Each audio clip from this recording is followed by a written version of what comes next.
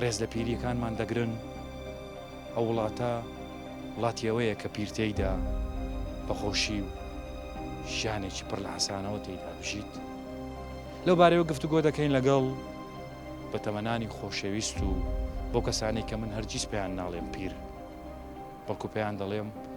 کەسانی بەئەزموون و بەرهەمدار لە ژیان. با پێکەوە لەسەر پیری قسە بکەین و بابزانین پیری دواوێزگەی ژیانە.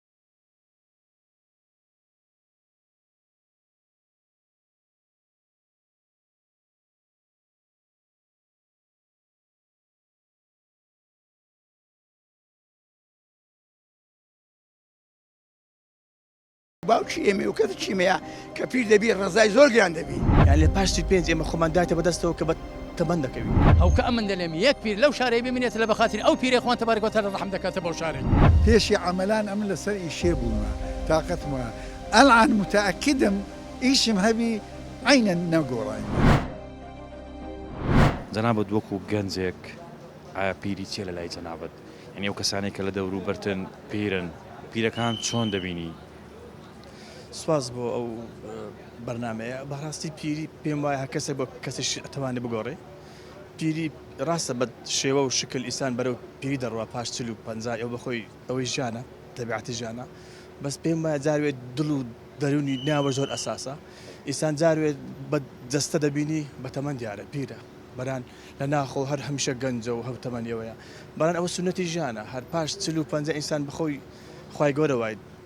دانا هەموو تەمەنمان دەکشێ بەرەو دەرین پیری و ئیسان تااقەت کەم دەبێتەوە، سەر و میزاج دەگۆڕێ، یعنی بەتاقەتی دەبی. بەس پێم وانە ئیسان لە وڵاتی ئێمە بەڕێی من لە پاش 25 گەنج دەبین هەستی فکری پیری هەیە بێتاقەتە. ئەوەش دەمێتەوە سەر بیئەکەمان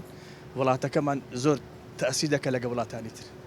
ئەنی بەڕای جەنابەت ئێمە لە گەنجیەوە پیری ئەکەی دوایە لە وڵاتی ئێمە دەبینی زۆر گەنجێ لە زۆر شت مەحرومی هەرە لە بوونی کارە کاسی بێ ئیشکردنە زان کۆی خوێندنە کۆمەڵک مەسئولیەتە ئیسان ئەو مەشتە فکر دەکات و کەی پێڕادەگا کەی تاو دەکا. ئیسان ناخۆ خۆی بە گەورە دەزانی پیر دەبی هەست دەکا گەنجێکە عمری 18 ساڵە بەران مەسئولیەتش ئەگزای زۆی لەسەرە هەم حەزکردنە بۆ مەسئولیەتە ئینسانی پیر دەکا. خەمیش ئینسانی پیر دەکە بەڕاستی، یعنی ئەگەر ئینسان خەمی نەبێتن هیچی زۆر کەم تەئسیرێ دەکا. باشە بە ڕێزت ئێستا لەو تەمەنەوە خۆت پێ پیرە؟ من مەز تقریبا 36 ساڵ سوعافی دەڕۆم. واللهی ڕاستە خۆم پێ گەنجە، بەس لە مجتەمەعی پاش 45 ئینسان دەرێن بە تەمەن کەتیە، بەڵام دووبار دەرین بیئەکەش دەگۆڕێ. دەبینی زۆر ئەم سەفەرم کردێت چوومە وڵاتانی دەر، دەبینی کەسێک کە ژنێشی بەتەمەنە پیاوێکی پیرە عمری لە 56 و بە سەرێشە جچی ئەلوان لە بەدەکا کالۆی سپۆرتینگ لە بەدەکا هەر خۆی پێ ناخی خۆی پێ گەنجێکە. بەس لە وڵاتی مە بەڕاستی وانە، یعنی ئیسا جاروێ پیاوم بینیوە ئافرەتم بین ئەم دوکاندارێکم هاتووە عمری تقریبا 35 ساڵ ئەلوانی پێ خۆی پێشتان بەتەمەنە ئەلوانی ئەو لەونی تەمەنانە ملایقانە، یعنی لە پاش 35 ئێمە خۆمان دایتە بەدەستەوە کە بە تەمەند دەکەوین بەداخۆ لە وڵاتەکەمەوەیە. ینی لە وڵاتی ئێمە ئینسان کە بەرەو تەمەن ڕۆیی تەواو دەست لە دنیا دەشۆ چاوەڕێی مردن دەکات. نەخێر نابێ وا ئینسان نابێ هیوا هەبێتن خۆی نابێ وابێت، بەڵام لە وڵاتی ئێمە وایە لە وڵاتێمە وایە بڵێ، یعنی ئەو گوت کۆمەڵێک ئەوە یعنی هۆکاری اقتصادی و نەبوونی و کۆمەڵێک شت و پێداویستی جاری ژوێ ئینسان لاخۆ هەست بە ئەوەی دەکات، یعنی بخۆیت هە لە ویلادەتی خۆیەوە ئینسانەکە هەست بە گەنجی دەکات. دەبینی ژن پیاوی ما دچی ئەلوان و مۆدیل و زەواق، بەس زۆربەی بیئە زۆرەکەی ما بەداخەوە ئەوەندە خەم و خەفەت زۆرە لە پاش نەک دەرێ 35 وانە پاش 25 خۆ پێ گەورەیە. جەنابەت قسەیەک هەیە لەسەر پیری. پیری چییە؟ چی دەگەیەنێت؟ پیری طبعا مع الأسف لە کوردستانی خۆمان بەعسکەم هەقمان لە دێنەیە. ئێمە وەچی کابرایە کە باوکی ئێمەیە و داچی ئێمە و باوکی ئێمە و کەس چیمەیە کە پیر دەبی ڕزای زۆر گران دەبی کە لە ئەوروپا سەلام کە لە ئەوروپا یەک پیر دەبی ژیانی ئیمکن تەأمینتر دەبی. ئیمە کە اختیار دەبی تااقەتی نامی کە ئەمن بە خۆم لۆ خۆم دەرێم ئێستا 57م 3 ساڵە دک ئیش دەکەم احتمالی هەیە ماوەش کە کۆمیشن پێ نەکرێ دەبی ئێمە هاوکاری اختیارەکانمان بین کە پیر دەبن دەبی وە بکەین هەست پێ نەکەن کە پیرە و نیتی و هەیتینێتی ئێمە بالعکسە ئێستا کابرا کە اختیار دەبیتن لوهێ دەریکەن بە خێویشی نەکەن لوهێ معاش بابەت پێویستە معاش ببرێتەوە ئەتوی اختیار بووی شاد عمرت لێش دەبی ئەو معاشەکە دەبرنەوە لە خۆ لێدانشا ئەو ها ئەلمیم ئاشەوەگریمان موچەکان لە بۆ نەبڕیەوە بەڵام گەیشتە و تەمەنەی کە بەرەو پیری دەڕوات یاخود پیرە ئایا پیری کۆتایی ژیانە و تەواو ئەو کەسێک کە پیر دەبێت تەنها دەبێت بیر لە مردن بکاتەوە نابی بەشکە ئەو کابراکە اختیارە هەتا اختیارێک دەمری 50 جار دەمری ئەو خوا دانیا بەشکە اختیارە 50 سەر بە اختیاری دەژی پێویستە دابین بکرێ پێویستە سەردان بکرێ پێویستە لە لای منداری خۆی لە لای حکوومەتیش دەبی جیەکەی بیتن ئەو اختیاری ئەوەیە کە دەبی سەردان بکرێ بەلێ ئەمە ئەو ڕووکە بە کورت و کرمانزی ئەمە چاوەڕێ ئەوەی دەکەین کە اختیار دەبی دەریکەین مع الأسف لە بۆمە بۆ نمونە ڕێز لە پیرەکانمان ناگرین ڕێز لە پیرەکانمان ناگرین کە باوکی مەنا باپیری مەنا برای مەنا مع الأسف لە بۆمە ئێستا زۆر کەسەیە لە بە خێزان و منداری خۆی باوکی خۆی دەردەکا باوکم ئەو باوکە تو بەخێو کردیا زیی بۆ سوتایە بەلێ ڕاستە ئەمە اختیارەکانمەکە اختیار دەبن فکر لە مردن دەکەن و سەعاتش کە کەنجە دەمرن لە نەبوونی لە هەبوونی لە نەبوونی لە خراپی لە بەخێو لە ئەوەی کە فکر دەکاتەوە لە ژیانی خۆی بێزار دەبی وێ ئەولاد ئەو باوکە لەو تەمەنەوە بەخێوی کردووە و ماندی بووە پێوە و هیلاک بۆ پێوە و ینی ڕزالەتە چی زۆری دیتێتاوەکو کوڕەکەی گەورە بکات کە پیر بوو اختیار بوو کوڕەکەی دەری دەکات والله وبالله وتلا هەر کەسە بابی خۆی داچی خۆی بەخێونەکە ئیمالیکە ئەو کوڕە بەهشتی نابینی بە چاوی خۆی چکت چ کوڕ ئەرێ وەڵا ئێستا زۆر کەسێ لەو هەولێرێ بابی خۆی دەردەکا فیستەبیلی ماڵ و منداری بابەکبی ئەوی بەخێو کردیا بابەکبی عملی لۆ کردیا کاسبی لۆ کردیا ئەوی گیانتە ئەو ڕۆژەی هەیە تێماندا هەیە هەشە باش هیچ نمونەی وات لەلا هەیە بۆ نمونە کە کوڕەکە بابی کە اختیار بۆ اختیارەکە بۆتە هۆکاریەوەی کە دەری ناوی کەس نارێم ئەرێ وەڵڵاهی زۆر لە من نێزیی شەو کە دیتیتم قسەی بە بابی خۆی گۆتە و دیتیتمە بابی خۆشی دا و بابی خۆش دەرکردیەوە پای نەداتێ ئەگەر نەداتێ خانی بانەکە عالی بانەکە ئەرێ وەڵڵاهی بەو چاوانە هەموم دیتیا ناو قبریژە ژێرمەوە شادیەکەن خوای دەدەم لە بەرامبەر خوای زۆر کەسەوە لەگە بابی خۆی خراپ بووە شەخصە دەشیناسم بەس ناوی ناویە بە تەلەڤیزیۆن ئەوەی مشکلەک نییە پێویست ناکە ناوەکەی بینی کە کاتێک ئەو بابەی دەرکرد بابەکە چوە کوێ ئەو بابە سەرگردان دەبی نازانین چێوە بچی کە کوور ئەولادی خۆی بەخێوینەکە کچی خۆی بەخێوینەکە بێگانە بەخێوی دەکا إلا حكومة خو أخيري حكومة بنوسي قاعش زور جورب كاتوا قاعد زي دوسي هذا كسي بتوا أساسية أو زي تمرخان أو حيوانية وزيادة التطور بيبكالبر وي زمان عالمك بيزمير بوا عالمك الرعم نمايا عالمك دوشي خراب وفاحشة عالمك القرآن ناخني بلا قرآن بقى بهاش لجير بيداكو بابي دايا عالمك عالمك الروي روي روي روي أو زبرد الشيء للريا لمن وقلا بوتاك إخواي بردك شتك للريا لو ما بعد ما بمان دكوي لبوي الرعم ما ناون مايا كرامة من مايا قولوا قسكاتي ما ناون مايا بل الراس تقسك زور توا أو رزول كره داكو بابي خودر كرديا بابي خودر كرديا هيا باشا أو كره كبابي خودر كرد جنابت قوت ديان ناسم بابك تشي قد يعني لنزيك واقدار بيك بابك أوند بين فرميشي دباران أوند سرتام أوند بيجي عواري خويك أوند بيجي قردني أذانك بكورتي كوتا قصد لبو أو أولاداني كداكو بابي عندك تمني بيري وريزيان لنا قرن داوام أو داوايا بخودا بسينوا لم نوا ولو باب داكم ما يسر باب داكم دقيم روجك شيل روجان كبعد بابم شتش بيقوتم نمتواني زي بزيكم 50 زار زي بلوم زي بزيك يقرج مزارنا وبسم نجيش ميت زي بزيكم يسجوا ناودر مايا قيام لبوديك كيشكم بي زي بزينك لا والله نكايبو نمتواني والله داوم لو بلادرانيا كان لي ذكم لو ساعتي فرشني ورجال او داكو بابي هيا او داكو بابي ما او داكو بابي اختيارا خدي داكو باب خوي داكو باب روي ناقرتوا باوكم والله داكو باب قرن اذنك باشتي نابيني كوات الدوان لي ذكم خدي داكو باب خوان بقرن خدي اختيارك كان بقرن خدي داكو باب خيو يمكن روجك دمريو السرق اخوي او ايش دمري او جبت داكو باب روجك او بس هاي كسك داكو باب خوي فريدا اولادك فريدا بوتاك اخوي باشا بيري كوتاي تمنا انسان كدكات بيري دبي بير لمردن نخير بير لمردن دكات اللي بوشتي اوها يعني ك غەڵەتی نەبیتن هەڵی نەبیتن مردن هەمومان دەگریتن وەنیا بەس چییە یعنی فکر دەکات لە بۆ مستەقبەلی خۆی لە بۆ مستەقبەلی خۆی تێدەگەی لە بۆ مەسەلەن چاکە و ئیشی باش و خزمەتی دینی خۆی بکە خزمەتی بسلمان بکە خزمەتی وڵاتی خۆی بکاتن تێدەگەی مخلیص بیتن لەگە وەتان لەگە خوای لەگە میلەت ئەوە پیری ئەوەیە ئینسان لە وڵاتەی کە دەگاتە تەمەنی پیربوون بێهیوایی دای دەگرێت و بۆ نمونە زۆر جار دەڵێ تەمەەن دەرفەتی نەدا ئەو شتە بکەم ئیدی تازە کۆتایی پێهات ئایا پیری وا دەکات کە هیوان نەمێنێت لە لای پیرەکانمان وانە حتا ئینسان بزانە پێغەمبەر صلی الله علیه و سلم لە حەدیثێک دەڵێ هەر کەسێک تێدەگەی لە دەستی نەمامەکبی شتلەکبی تێدەگەی ها کە دەڵێ ئەوە دنیا کۆتایی هات دنیا تێدەگەی قامەت و ساعە دەڵێ حەقی لەوەی نەبیتن نەمامەکەی با بچینێتن حتا تێدەگەی سەوزایی بدە باشە منداڵەکانی پیرەکانمان باب و داکمان قدری پیری دایک و بابیان دەگرن والله هەم کەوەکی جاران نییە سەراحەتەن ئەمە پێشان بابمان حتا نەهات باە نانمان نەدەخوارد خوا دەزانی داکمان بە ڕەحمەت بێ لە گەمردی حازران تێدەگەی ئەوە کەفگیرەکەی لەسەر منجەلی بوو دەیگوت بابتان بابێتن تێدەگەی حتا بابدادە کوڕم چیژم لۆ نانی ناخۆی دەگوت والله بابە ئینتزاری تو دەکەین ئەو هەندە ئەدەب و احترام هەبوو تێدەگەی یعنی بە مێردیشی بدا باە نەدەچوو ئەو چیژە شەرمی دەکرد دەیگوت بابە چ دەلێ ئەتو دەگوت چیژم ئەتو ئەو شەوەتمایە تێدەگەی بڕۆ تێدەگەی ئەتو لێرە داهی نەمای ئیشت تێدەگەی لێرە نەما بەزانی چیا دەیگوت بەزیزبوون نەیە بزانە لە هەوکەوە دەیترسێنی دەلێ بەزیزبوون نایە ئێرە تو چیژی منی دێ ئێرە بە هەفتە دەمینێ بە مانگ دەمینێت بەس بەزیزبوون نا پێشی دەگرت لۆ حتا مێردی خۆی بگری ئەگە باش ئەگە خراپ مامۆستا ئێستا جاران چاوەڕێتان دەکرد تاوەکو باوکتان بێتەوە بۆ نمونە لە نوێژی هەینی بوو یاخود لەسەر کار بوو نانتان نەدەخوارد ئێستا منداڵەکانتان چاوەڕێ دەکەن نەخێر وەها نییە منداڵ هەمکەنیە ئەمە قسەی کۆتایی بەجانا بدەلێمە لەو ینی عوزران یعنی پێشان داک و منداڵ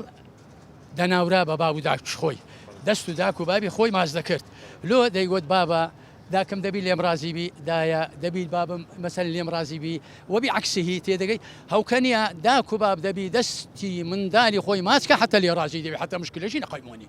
منداڵ دەبی دەستی داک و باب دەستی منداڵی ماچکاتن کوڕبی چیش بیدەی ماچ پێ حتا تێدەگەی شتێکی گۆمەد نەکاتن موسیبەتە تا منداڵەکان لێ ڕازی بیتن ئەوکە عکسی بووە باشە لە لای جەنابەت پیری تەنها ڕیشێکی سپی و سەرێکی سپیە ئینسان کە پیر دەبیتن دەبی عاقل ببیتن قسەزان ببیتن تێدەگەی ها یعنی ناومێد نەبیتن لەو ژیانی مەسەلەن بڵێ ئەو ئەمداهی ئەمە یعنی حسابم ڕۆی نەخێر بە ئەوەی نەلێتن تێدەگەی یەک سەعات دقیقەک ئەگەر لە عمری ما بیتن تێدەگەی هەر حەول بکاتن تێدەگەی حەول بداتن لە بۆ زانست علم اقرأ وعلم تێدەگەی بزانەها وعلمنا ئیسا ما لم يعلم دەبی هەر بزانێ زانا بیتن پیریش تێدەگەی ئەو پیرە لەو شارە هەیە بەرەکەتی ئەو شارەیە ئەگە پیر ئافرەتی دوور لە روزانە بە تێدەگەی کەزیسپیەکان پێشان هەموو بەکەوێ و تێدەگەی ها کراسکەوێت یعنی تەماشا دەکرد شەرمن لێ دەکرد والله تێدەگەی هەوکە ئەمن دەلێم یەک پیر لەو شارەی ببینێت لە بەخاتری ئەو پیرێ خوان تەبارەک و تەعالی ڕەحم دەکاتە بەو شارەی پیاوێکی بەتەمەن جێڕایەوە و گوتی منداڵ بووم تاوەکو گەیشتمە تەمەنی گەنجی دایک و باوکم بە خێویان کردم زان کۆم تەواو کرد و بووم بە خاوەنی ئیشی خۆم و ژنم هێنا کە ژنم هێنا منداڵم بوو بە منداڵەکانمەوە خەریک بووم و تاوەکو ئەوانیشم گەورە کرد منداڵەکانم گەیشتن بە زانکۆ و خوێندنیان تەواو کرد ئەوانی ژنیان هینا و بوون بە خاوەنینەوەی خۆیان من ئێستا گەیشتومە تەمەنێکی پیر و ئیدی ناتوانم چیدی خزمەتیان بکەم منداڵەکانم ئێستا هەمیان پێگەیشتون و لە ماڵ و حاڵی خۆیانن ئێوارەیەک لەسەر سفرەی نان خواردن لەگەر کوڕێکم دانیشت بووم خێزانەکەم وفاتی کرد بوو 4 ساڵ دەبوو کوڕەکەم لە لای سەرەوە دانیشت بوو خێزانەکەشی بە منداڵەکانیەوە لە لای خوارەوە دانیشت بوون منیش لەسەر نانەکە نەخۆش بووم سەرمان ببوو کۆخەیەکم کرد و نازانم پڕشکێک لە کۆخەکەم کەوتە سەر سفرەکە یاخود نا بەڵام ژنەکە خێزانی کوڕەکەم بینیم بێزم لێ دەکاتەوە سفرەکەی بەجی هێشت منیش زۆر دڵم تەنگ بوو لە ناخواردنەکە کشامەوە و کوڕەکەم هەستی کرد کە شتێک ڕووی داوە بەڵام کوڕەکەم دەجیاتی بە من بڵێ باوکە چیتە ڕای کرد لە ژۆری چێشخانەکە و بە دوای ژنەکەیدا ڕۆیشت کوڕەکەم بەیانی ڕۆی بۆ ئیش نیوەڕۆیەکەی زوو هاتەوە وتی بابە تۆ نەخۆشی دەمەوێت بتبەم بۆ دکتۆر منیش نەخۆشی تەنجی پێ هەڵچنی بووم بیریشم زۆر وەکو جاران نەبوو زاکیرم کەس ببوو نژوتم کوڕم پێویست بە وەزیەتە ناکاو بۆ لەبەر من لەبەر هاتیەوە لە ئیشەکەت وتی ناباوکە تۆ باوکی منی دەبێت بتبەم بۆ پزیشک کوڕەکەم منی سواری سیارە کرد و بردم یە شوێنێک نەمزانی شوێنەکە چێندەرە بەڵام وتی لێرە دانیشە ئێستا دەچم سڕێکت بۆ دەبڕم کوڕەکەم ڕۆی ساعتێکی پێچوو 2 ساعتی پێچوو 3 ساعتی پێچوو نهاتەوە دنیا تاریک بوو کەسێک لەو کەسانێک کە لە شوێنەکە بوون دەستی منیان گرت و منیان برد بۆ ژوورەوە وتیان فەرموو مامەنجیان ئێستا کاتی نانی ئێوارەیە و کە نانەکەت خوارد و دەبێ بخەوی وتم بۆ ئێرە چوێن دەرە وتی ئێرە خەڵۆتگەی پیریە شوێنی ئەو کەسانەیە کە منداڵەکانیان ڕایان ناگرن لەوێدا ویستم بگریم بەڵام سەیرێکی خوام کرد و وتم خوایە ئەو مناڵانە چۆن توانیان وا بکەن لەگەڵ من بەرحاڵ ساڵ ڕۆی ساڵ هات من خانەنشین بووم بەرەبەری جەژم بوو خانەنشینەکەم کۆ کردبەوە 1-2 مانگ ڕۆژێک مابوو بۆ جەژن تەلەفۆنێکم بۆ کوڕەکەم کرد ویستم پارەی بۆ ببەم کوڕەکەم تەلەفۆنەکەی جواب دامەوە وتی بەڵێ بابا وتم کوڕەکەم لەکوێی وتی باوکە لە ماڵ نیم سەفەرمان کردووە منیازی ئەوم هەبوو کە پارەکەیان بۆ ببەم بەڵام کوڕەکەم وای زانی بوو کە دەمەوێت جەژم بچمەوە لایەن بەداخەوە ئێستا لە خانەی خەڵوەتگەی پیریمە و ژیان لێرە بەسەر دەبەم و منداڵەکانم وایان کرد کە ئەو مادووبوونەی بۆیانم کردووە پەشیمان بم لێی پیری لە لای جەنابەت چی دەگەیەنێت ئایا ئینسان کە پیر دەبێت تەواو دەبێ بیر لێ مردن بکاتەوە والله نارێ پیری و سەد عیب وەچی بەسەر پیر بوو هەموو شتێکی لێ نەخۆشی لێ پەیدا دەبی ئەنوا عسکار خواردنی پێ ناخورێ سەفەرت پێ ناکرێ ئێ بەڕاستی ئەوەی ناخۆشە زۆر ئێستا لە لای جەنابەت پیری و سەد عیبە بەرێ ئەمە خۆم چار نەخۆشم هەیە سکەریم هەیە زەختم هەیە قەلبم هەیە پرۆستاتم هەیە ئێستا پێشم ئێساوە بەو گرمای نییە دەرێوانە ناو بەفرەیە ناتانم بڕم ئەگەر لە بەودارە نەبی ناتانم بڕۆم هەرێ بەخوا ینی ئینسان کە گەیشتە و تەمەنە بەو هەموو عیبەوە وەکو جەنابەت باز دەکەی پیری و سەد عیب نابێ بیر لە ژیانێکی نوێتر بکاتەوە یاخود تەنها دەبێ بیر لە مردن بکاتەوە وڵی بەڕێی منە هەر بیر لە مردنی دەکاتەوە هیچ کارەکەت پێ ناکرێ هیچ ئەمە بە هیچ نییە خاستە ئەگەر یەکە بناوانی نەبی یان ژنی مردویەوە لە هەمووی خراپترە بناوانت نییە جەناب ناوەڵ ئەم خێزانەکەم مردیە خێزانەکەت مردیە خدا عەفوی لەگەر مردی هەموو لایەک ئەی ئێستا لە لای کوێی وڵی ئەوە هەڕۆژێ من دارەکەم دێ شیمان لۆ لێ دەنێ و هەڕۆژێ هەفتەی 7 ڕۆژە بەخۆی 6 کوڕمەیە هەڕۆژەیە کە چاندێن یان بووکەکان طبعاً بووکانمان دێن دوو شمەیە کە چند دکتۆرێ ئەویش دێتن هەر ڕژەیە کە چاندێن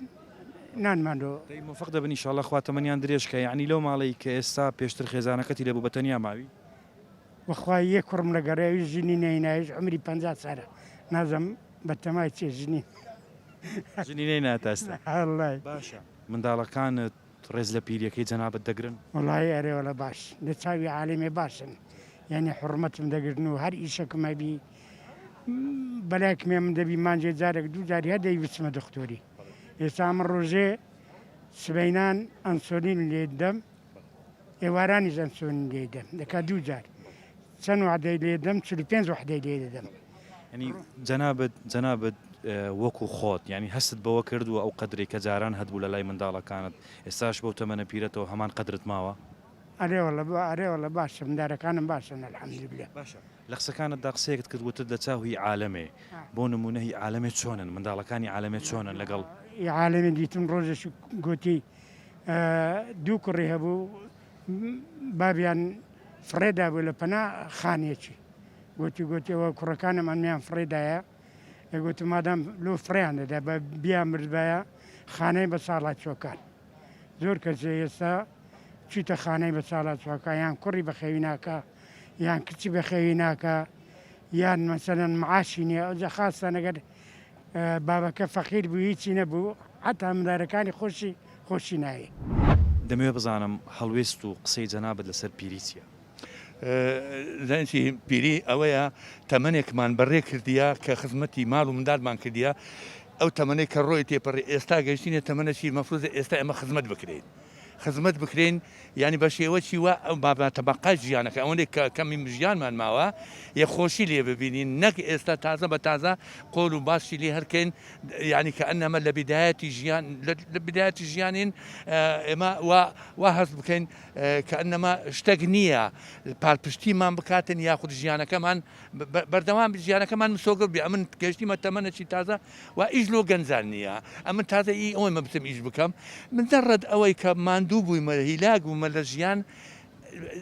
ئەوە کەم بدەنێ ینی بەرەکەیم بدەنێ بیخۆم مەسەرەن کە ئەگەر ڕاتبەکەم هەیە ڕاتبەکەم بداتێ با بیخۆم ئیسراحەت کەم و لە عینی کاتیش مەسەلەن برێن خەڵکانی مقارنەی ئێرە دەکەی لەگەر ئەوروپای ئەمن بە میسالێکرد لەوە دەینەوە برادرێکی خۆم هەبوو ناوی ئیبراهیم بۆ ڕۆژێک من مارم لە قادسی لە پشت ویلادەی بوو هاتە لام ئیشەکی هەبوو ئیشەکەی بۆ بکەم منش لە ڕێگایە بە سیارەی ڕێک و پێک سیارەی جوان گوتم کاک برایم چیش دەکەی گوتی هیچیش ناکەم گوتم مەوزوعەتی ڕێک و پێک و سیارە جوان چۆن گوتی لە ئەڵمانیا 15 سال لێمە تەقاعد بوویمە ئێستا ئەمن ناوە دەچم معاشەکەی وەردەگرم لێرە دەژیم بەس لە من مەخدوریشم ئێستا وتم لۆ گوتی لەبەرەوەی کە لەوێ بووم ئەمن ناوە حکوومەت خۆی سیارەمان لۆ تەرتیب دەکەن هەموو سەفرەی دەکەن 3 ڕۆژ 4 ڕۆژ دەچین ژیان ینی خۆشێکی بۆش لە دەبین دەمانهینەوە پارە بدەین برێن خۆمان بچینە دوێ هەمویان لە بۆمان دەکەن چییە لەبەرەوەی خزمەتی ئەو وڵاتەمان کردیە ئێستا مەزما تەبەقای عمرەکەی خزمەتی مە بکەن ئێمە مەفروضە لەو حالەتە دابین ینی ئێستا ینی بەس بەداخەوە دەرێم ینی مەسەلەن برێن لەخوای بە زیادبی کوردستان ئیمکانێتێکی باشی هەیە ینی ئەوە نییە مەسەلەن برێن وڵی نییە ئەگەر نەبیتن وڵی ئەمنیش مەمنونم مامۆستاجان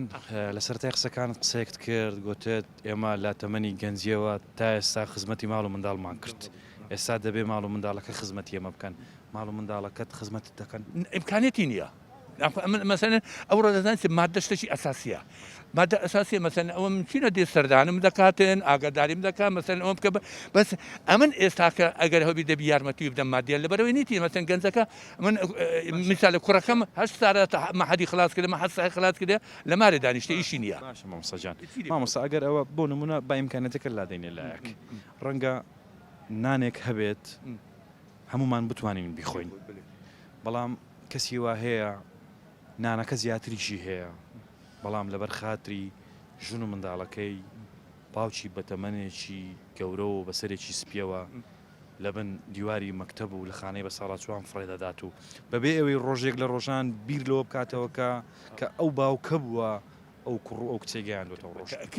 ئەوەش هەیە ینی لە مەسەن بن ئەو خەڵکەمە ئەو برێن ئەو مشتەماع هەمووی وەچیەک نییە مەسەن خەڵکانێک هەیە زۆر بە وەفای بەرامبەر بەداکو و خەڵکانت کەس ئەوانەمان هەموو دیتیە مەسەن بەس بەداخەوە ئەو شتە دەبی ینی لێرە کە هاتمەوە سەر مەسەلەکەی مەسەن ئەگەر مادیەن ئیمکانیەتی نەبی با خزمەتی بکە لە مارێکە وەچی خۆی مەسەن بابژیتێن ئەوە بەڕاستی شتێکی ینی نابرێم غەڵەتە ئەوانێ وەکە ببرێن تاوانە بەرامبەر بە کابرایەکی بەتەمەن دەکرێتن ینی بەڕێی من وایە پیری کۆتا مەتافی ئینسانە والله کۆرم پیری هەر هەیە مەسەلەی کوردی هەیە ئەرێ بریا پیربوون هەبا مردن نەبا مردن هەبا پیربوون نەبا ئەو مەسەلە هەیەک لە کوردی ئینسان بریا بەوە دەخوازی کە هەردووچیان نەبا بەڵام مردنەکەی لەکن باشترە لە پیریەکەی مردن شەڕون لا بدە من هەرەمری وێیاننا کێوە بچی ئەگە بچ ناو خانەی هەموو ئەوە بکەی کونی تێدانە بێ گەرە زەلت هاتەمن باشە لە وڵاتی ئێمەی کە تێدا دەژین ڕێز لە پیرەکانمان گیراوە والله هەتا حدێکی ئەمن ئەبین ڕێزیان لێ گیراوە لۆ ئەوەلەن جێی بەسەر داسوانە ساڵات چوان باشە ئینسانی ئەوەیە کە گەیشتە تەمەنی پیری بینێرن بۆ شوێنی بە ساڵات چوان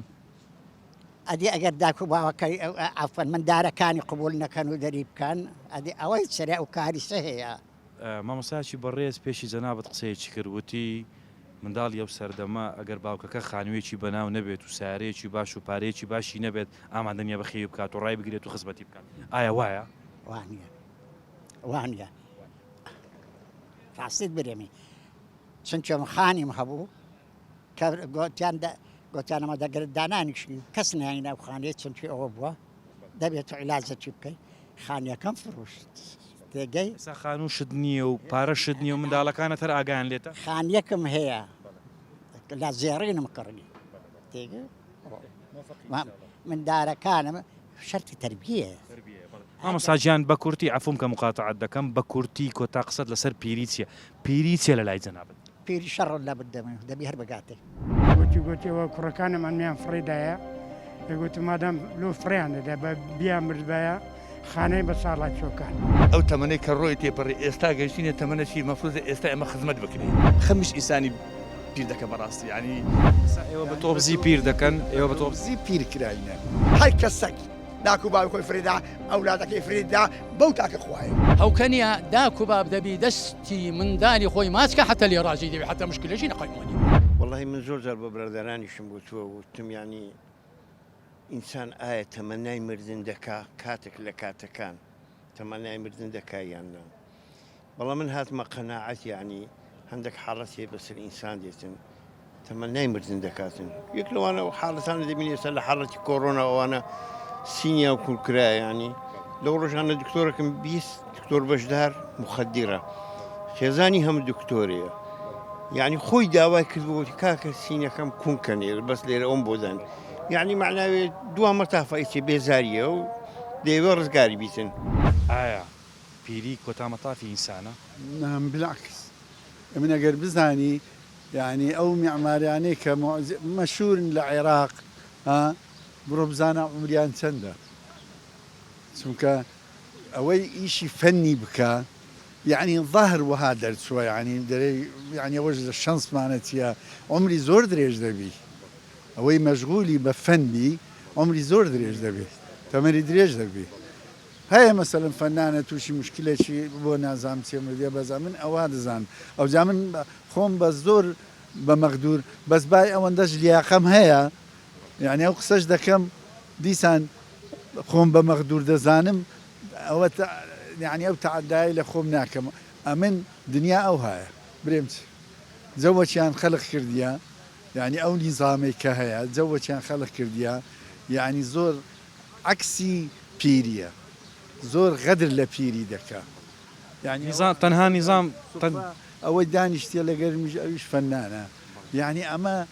ئەمە بالعکس ئەمە خۆمان دەرێن تازە پێڕاگەیشتینە بتوانین شتێکی بکەین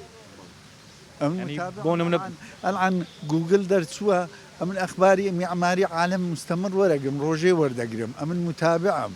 ئەم بەس لێرە ناتوانم هیچ بزوو لێم هیچم نییە مامۆسای بەڕێز پێشم تاریکە مامۆسای بەڕێز بمبورە مقاتەعەت دەکەم ئەوە پیریە ئەوە دەبیتە پیری ئادی بە تۆبزی پیرت کەن ئێوە بە تۆبزی پیر دەکەن ئێوە بە تۆبزی پیر کراینە بە تۆبز چونکە معماری تەقاعد نابی فنان تەقاعد نابی بە خۆت دەزانی هەموو ئەوە تشتە ئاشکرا فنان تەقاعد نابێەوە ڕستەیەکی زۆر جوانە بڵێ فنان تەقاعد نابێت یعنی هیچ کاتێک تەمەن بربەست نەبووە لە ڕێگریکردن لە فەنان عکس هەیە فەنان هەمووی دەکەویتە سەر یەکدی و دەبیتە یعنی باگراون لۆی کە زیاتر دەبی زاهرتر دەبی ئەرێ وەڵڵە مامۆسای بەڕێز باشە هۆکار چییە بەشێک لە بەتەمەنەکانمان با بڵێن بەتەمەنەکانمان کە دەگەنە تەمەنی پیربوون لە دنیادا مەیوس دەبن و بێهیوایی هەڵدەبژێرن جەهل هەیە من لە مێژ نییە یعنی زانیم تعریفی ئومی چییە و جەهل چییە ئەمە مشکلەمان هەیە خۆزگە بەس ئومی بووینایە بەس ئەو جەهلە پەیانە بووە ینی ئەو نەزانیە باشە جەهل وای کردووە کە ئەو جۆرە کەسانە ئەو جۆرە بەتەمەنانە تەنها بیر لە مردن بکەن ڕاستە جەهل هەر تێماندا ئێستا بزانە زۆر على ئەساس پیرە بەس ببینە و جەریدەی دەخینتەوە و متابعی دەکا هەشە دەرێت تااقەتی جەریدەی چ وەختی جەریدەی مایە ئەنی ئەوەش لە جەهل دی باش ئەوەی دەرێت کە تااقەتی جەریدەم نەمایە و ئەوە چی هیوایەکی بە ژیان ماوە هیچ نارێم ینی خۆی دەتوانین بەس باسی ئەوەی بکە وڵا پیری و هزار دەرد پیری و باشە پیری و هزار دەردە هزار عیبە والله من بەوەی نازانم ئەم دەزانم يعني لو هي صحتم وقتي خوش هندا مشكلة ما بو العاني أو مشكلة أنا هيتم الحمد لله علاقة بين الرياض زي بك وزولي بك بس بريلا دانشتن أو توشبي لطريقي حياتك خود بيركي باش مامۆستا ئەگەر بە دیاریکراوی یەک پرسیار لە بەڕێزت بکەم وەکو هونەرمەندێک وەڵامم دەوە پیری لە لای جەنابەت چییە؟ والله پیری لای جەنا من خربوونەوەی يعني معلومات وخربوونەوەی هەموو شتەکە خبرە و لەکنە من ئەوها بوو ئەمە تەرفیع هەیە لە نەقابەی لە مهندسین ئەمە کە تەخەڕوجمان کرد ڕۆژ بە ڕۆژ حسابمان دەکرد کەینە دەبینە ئیستیشاری دەگەینێ دا گەیشتینە ئیستیشاری ئەوە پیریە ئەوە پیریە ئینسان و درەخت لە ڕووی تەمەنەوە جیاوازیەک هەبێت لە نێوانیان بۆ نمونە کە درەخت بە تەمەن دەبێت ئیدی لە بەرهەم دەچێتەوە بەرهەمی نامینێت ئایا ئینسانیش کە پیر دەبێت بەرهەمی نامینێت یاخود بە پێچاوانەوە درەخت بالعکس درەخت نو دەبیتەوە يعني تو دەرەی جارێک پەلشی فڕێ دەداوە بەس دوایە بەهارەکەی دیدیتی تکون و دەبیتەوە ئینسانیش وهایە ئینسان بەس و حالەت دێ ئەمێن کە ئیشم دەکرد لە مەخموری ڕا هەتا مێرگە سۆر و هەتا دیانەی ئەمن ئیشم دەکرد سبیانان سعات 4 هەردەستام پێشی عملان ئەمن لەسەر ئیشێ بوومە تااقەتمە ئەلعان متەئەکدم ئیشم هەبی عینە نەگۆڕایمە لە پرۆگرامی مایکی دیمەنی ئەم جارە لەسەر پیری قسەمان کرد پیری کۆتایی تەمەن نییە بگرە پیری ژیانێکی نوێترە ئینسان دەبێ هەمیشە بە ئومێدەوە بێت بەرەو ژیانی داهاتووی پیری نەکۆتا مەتافی ئینسانە و ناگەر ئینسانیش پیر بێ دەمرێت بۆیە ئێمە دەبێ وەکو کوڕ و دایکی و کەسانەی کە باو و داکمان پیر بوون ڕێزیان لێ بگرین و هەمیشە پیرەکانمان لەلا خۆشەویست بێت و تا مردن خزمەتکاریان بین ئەمنە زۆری براهیمم خزمەتکاری هەموو پیرەکانم بە نزیکم و بە دایکم و بە باوکم و بۆ کەسانەی کە ناشیان ناسم هیوادارم هەمووتان هەروە بن خواتان لەگەڵ